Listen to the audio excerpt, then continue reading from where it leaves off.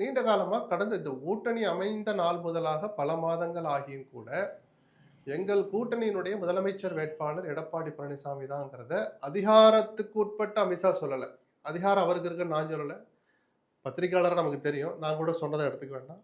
அண்ணாமலை, தமிழிசை, நயினார், எல்முருகன் எல்லோருமே சொல்றாங்க. நாங்க இதுக்கெல்லாம் இப்படி சொல்றோம். இறுதி முடிவு அவர் தான் எடுப்பார். ம். ஏன்னா கூட்டணி அமைச்சதும் அவர் தான். அது ஒண்ணும் தப்பு கிடையாது. அப்படிப்பட்ட அமித்ஷா அந்த நெல்லை கூட்டத்துக்கு முதல் நாள் வரைக்கும் சொல்லல. நெல்லையிலயாவது தன்னுடைய ஸ்டாண்ட மாத்திக்குவாரோன்னு எதிர்பார்த்தாங்க. ம். அவருக்கு முன்பாகவே பேசினார்ன்னு நினைக்கிறேன் அண்ணாமலை. ஆமா. அது முன்னாடியே. அவரும் மேடையில இருந்தாருன்னு நினைக்கிறேன். எடப்பாடி முதலமைச்சராக்கும் வரை நான் ஓயக்கூடாது அப்படின்னு சொல்றார். ஆச்சரியமா இருந்துச்சு எனக்கு.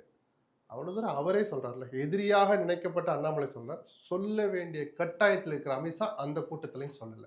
ம். அதுதான் ஏன்னு புரியல. இத நீங்க சொல்லி அதிமுகவுக்கு ஒரு நம்பிக்கையும், உற்சாகமும் ஏற்படுத்தாமல், நீங்க 15ஓ, 20ஓ, 30ஓ உங்க ஆசைப்படி 80 கூட வாங்க. 8லயாவது ஜெயிக்க முடியுமா? இந்த ஒரு நல்ல வாய்ப்ப அமித்ஷா மிஸ் பண்ணிட்டாருன்னு தோணுது. ஏன்னா ஏற்கனவே இன்னும் ஜெல் ஆகலைன்னு ஒரு குற்றச்சாட்டு இருக்கு. கொஞ்சம் கொஞ்சமா சரியாக்கலான்னு இவங்க 2 முயற்சி நடக்குது. நம்ம ஒண்ணும் அப்படியே தூபம் போடணும்னு அவசியம் இல்ல. பிரச்சாரத்த தொடங்குற போதே நயினாருக்கும், முருகனுக்கும் அழைப்பு விடுத்து அவங்களும் பக்கத்துல நின்னுட்டு இருந்தாங்க. இல்லையா? அதுல எல்லாம் ஒண்ணும் மாற்று கருத்து இல்ல. அத அடுத்த கட்டத்துக்கு நகர்த்திட்டு போணும்ல. ம். இன்னும் அந்த கேள்விய தொக்க வைக்கிறார்ல.